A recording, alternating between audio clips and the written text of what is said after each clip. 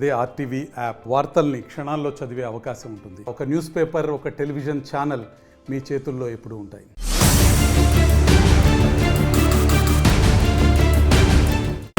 Praneeth group వారి ixora 2.5, 3 and 3.5 BHK ultra luxurious apartments, JNTU, Hyderabad. మరిన్ని వివరాలకి ఈ కింద నెంబర్ ని సంప్రదించండి.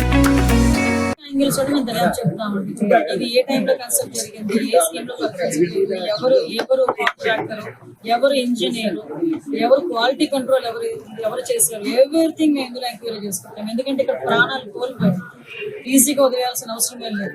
ఇందులో గవర్నమెంట్ కూడా చాలా సీరియస్ గా ఉంది. అన్ని కోణాల్లో నుంచి కూడా మేము విచారణ జరుపుతాం. ఎవరైతే బాధ్యులు ఉన్నారో బాధ్యులు కఠినంగా శిక్షించే ప్రక్రియ గవర్నమెంట్ ఇప్పుడైతే మేము ఐడెంటిఫై చేసుకుంటున్నాం. కంపల్సరీగా గవర్నమెంట్ నుంచి వాళ్ళు ఇంజురీస్ అరౌండ్ 3 members ఇంకో చూస్తున్నాం. దేవస్థానం అధికారులు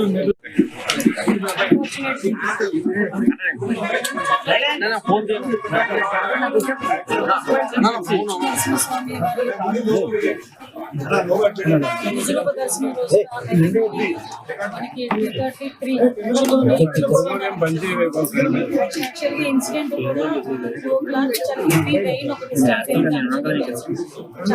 గాలి దుమారం చాలా భారీ వర్షం అయితే వచ్చింది. ప్రాథమిక నివేదిక ప్రకారం వర్షం ఏదైతే వచ్చిందో వాటర్ అంతా కూడా ఆ లూజ్ సాయిల్ మూలన కొంచెం లోపల దిగి ఆ గోడ కూలింది అన్నది ఒక ప్రాథమిక సమాచారం ప్రకారం వచ్చిన నివేదిక. ఇంకా కూలంకషంగా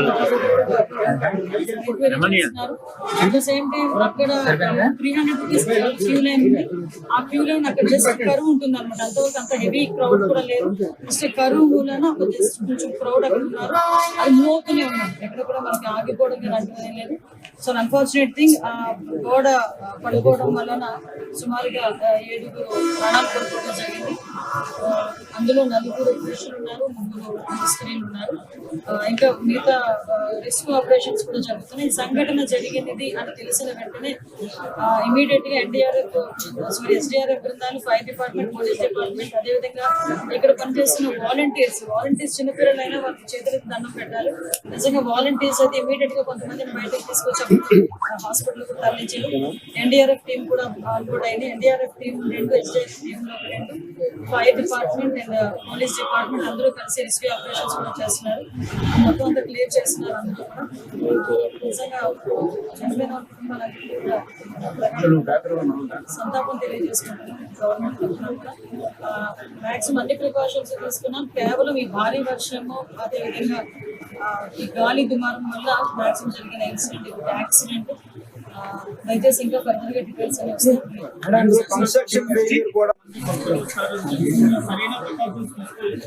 మెయిన్ ప్రికాషన్స్ విషయంలో ఒక 2 days బ్యాక్, 3 days బ్యాక్ అంటే ఈ క్యూ లైన్ మొత్తం ఆ క్యూ లైన్ అన్ని మేము చెక్ చేసుకోవడం జరిగింది. ఇది అన్ఫార్చునేట్.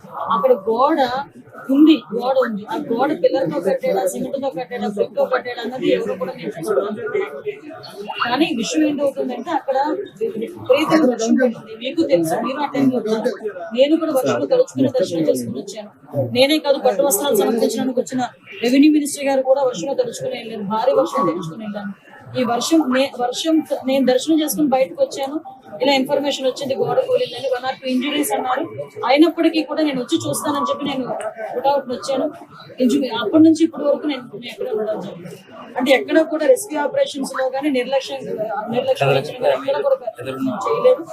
ఇమీడియట్ గా క్షతగాతులు ఎవరైతే ఉన్నారో వాళ్ళందరినీ కూడా హాస్పిటల్ జరిగింది. మిగతా రెస్క్యూ ఆపరేషన్స్ కూడా జరుగుతున్నాయి. ప్లీజ్ మీద అన్ని కార్యక్రమాలు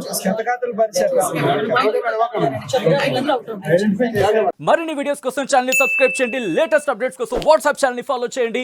అండ్ లింక్ డిస్క్రిప్షన్ లో ఉంది.